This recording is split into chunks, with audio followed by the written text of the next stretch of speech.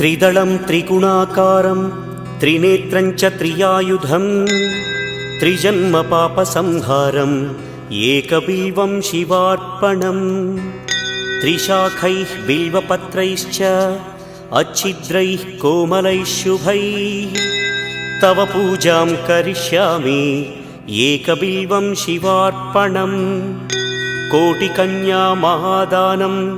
तिलपर्वतकोटयः काञ्चनं शैलदानेन एकबिल्वं शिवार्पणम् काशीक्षेत्रनिवासं च कालभैरवदर्शनं प्रयागे माधवं दृष्ट्वा एकबिल्वं शिवार्पणम् इन्दुवारे व्रतं स्थित्वा